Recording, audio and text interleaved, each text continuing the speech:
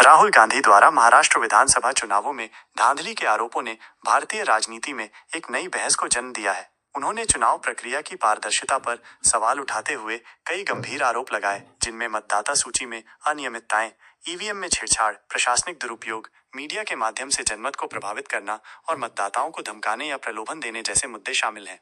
राहुल गांधी ने दावा किया कि 2024 लोकसभा और विधानसभा चुनावों के बीच केवल 5 महीनों में महाराष्ट्र की मतदाता सूची में लगभग 39 लाख नए नाम जोड़े गए, जबकि पिछले 5 वर्षों में केवल 32 लाख नए मतदाता जोड़े गए थे। उन्होंने यह भी आरोप लगाया कि विधानसभा चुनावों में कुल मतदाताओं की संख्या राज्य की वयस्क जनसंख्या से अधिक थी। राहुल गांधी ने आरोप लगाया कि मतदान के अंतिम 2 घंटों में लगभग 65 लाख वोट डाले गए, जो कि भौतिक रूप से असंभव है। उन्होंने इसे चुनावी प्रक्रिया में गंभीर अनियमितता बताया। उन्होंने कामठी निर्वाचन क्षेत्र का उदाहरण देते हुए बताया कि कांग्रेस को लोकसभा और विधानसभा दोनों चुनावों में लगभग समान वोट मिले, जबकि भाजपा के वोटों में उल्लेखनीय वृद्धि हुई, जो कि नए जोड़े गए मतदाताओं की संख्या के बराबर थी। राहुल गांधी ने शिरडी में एक इमारत में 7,000 से अधिक मतदाताओं के पंजीकरण का उदाहरण देते हुए मतदाता सूची की विश्वसनीयता पर सवाल उठाया।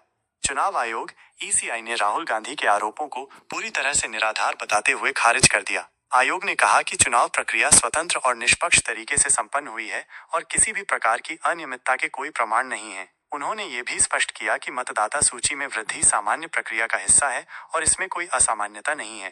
भाजपा नेताओं ने राहुल गांधी के आरोपों को खारिज करते हुए उन्हें लोकतांत्रिक संस्थाओं पर हमला बताया। भाजपा के आईटी सेल प्रमुख अमित मालवीय ने कहा कि राहुल गांधी का ये व्यवहार जॉर्ज सोरोस की रणनीति जैसा है, जो लोकतांत्रिक संस्थाओं में अविश्वास पैदा करने की कोशिश करता है। राहुल गांधी और महाविकास आघाड़ी (एमवीए) के अन्य नेताओं ने चुनाव आयोग से मतदाता सूची और मतदान केंद्रों की सीसीटीवी फुटेज सार्वजनिक करने की मांग की है। उन्होंने ये भी संकेत दिया है कि यदि आयोग पारदर्शिता नहीं दिखाता तो वे न्यायालय का रुख कर सकते हैं। कुछ विश्लेषकों ने राहुल गांधी के आरोपों की जांच करते हुए पाया कि मतदाता सूची में वृद्धि पिछले वर्षों की तुलना में असामान्य नहीं है। उदाहरण के लिए 2009 से 2014 के बीच भी मतदाता सूची में उल्लेखनीय वृद्धि देखी गई थी, जो कि सामान्य जनसंख्या वृद्धि और मतदाता पंजीकरण अभियानों का परिणाम हो सकती है। चुनाव चुराना अगर संभव है तो 400 पार का चुनावी नारा देने वाली भाजपा ने लोकसभा चुनाव में भी पूर्ण बहुमत वाली सरकार के लिए चोरी क्यों नहीं की?